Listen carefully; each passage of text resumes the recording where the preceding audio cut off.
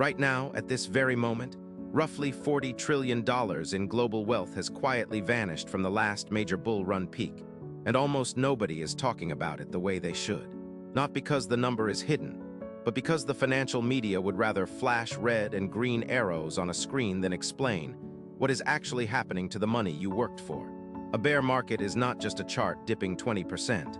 It is a slow, grinding rewiring of what people believe is valuable, what they trust, and what they think their future looks like. And once you understand what a bear market really is, you will never look at your job, your savings, or the headlines the same way again. Think about what that means in real life. In 2022, the average American retirement account lost about 25% of its value in a single year. That is not a paper loss if you are 52 years old and planning to retire at 60. That is years of your life you will never get back. In the United Kingdom, mortgage rates spiked so fast that hundreds of thousands of homeowners saw their monthly payments jump by £500 to £1,000 almost overnight, forcing families to choose between heating and paying the bank. In Turkey, a collapsing currency turned middle-class savings into half their value in months, while the government insisted everything was fine. A bear market does not just hit traders. It hits teachers, nurses, small business owners, and anyone who believed the system was built to protect them. So what exactly is a bear market, and why does it feel so different from a normal downturn? The textbook definition is simple: a drop of 20% or more from recent highs in a major index, sustained over time. But that definition is almost useless because it tells you nothing about what is actually happening under the surface. A bear market is not just falling prices. It is a collapse in confidence. It is the moment when the story people told themselves, that assets always go up, that the central banks will always save the situation, that risk is something that happens to other people, stops working. And when that story breaks, everything changes. The first thing that shifts is liquidity. In a bull market, there is always a buyer. Every dip gets bought. Every pullback is an opportunity. But in a bear market, the buyers disappear. Not because they do not have money, but because they are afraid. Volume dries up. The assets that everyone wanted 6 months ago become the assets everyone is trying to sell, but nobody wants to buy. This is what creates the grinding, relentless quality of a real bear market. It is not one crash. It is a series of lower highs and lower lows that slowly wear you down, like water eroding stone. The second thing that changes is the narrative. In a bull market, every piece of bad news is temporary. Inflation is transitory. A recession is just a soft landing. A bank failure is contained. In a bear market, every piece of good news is treated as a trap. A strong jobs report means the central bank will keep raising rates. A rally is just a dead cat bounce. The psychology flips completely, and that psychology becomes self-fulfilling. Businesses stop hiring because they expect consumers to stop spending.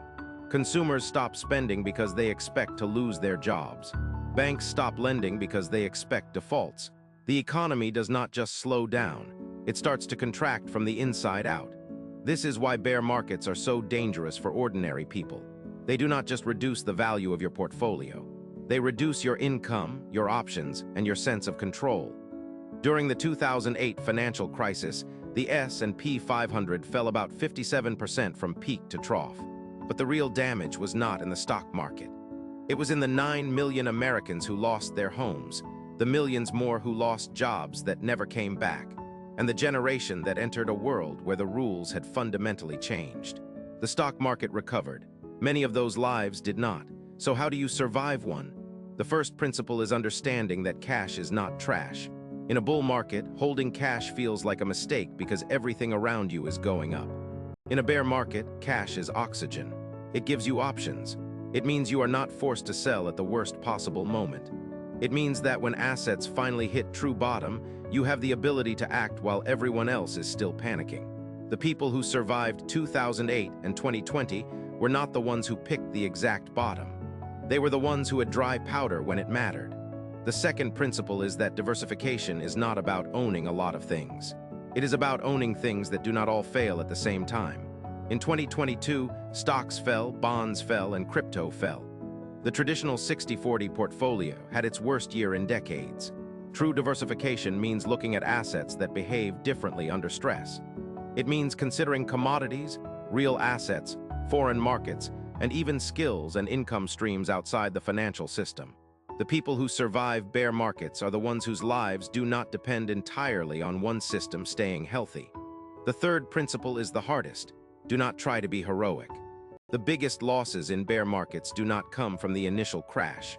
They come from people who try to catch the bottom, double down on losing positions, or bet everything on a recovery that has not arrived yet. The most successful investors in history are not the ones with the highest returns in good times. They are the ones who lost the least in the bad times. Survival is the strategy. Everything else is a luxury you earn by making it through. Here is what most people miss. A bear market is not a malfunction of the system. It is the system working exactly as it always has. It is the correction that wipes out the excess, resets the expectations, and creates the foundation for the next cycle. The people who understand this do not fear it. They prepare for it, and when it arrives, they are not surprised. They are ready.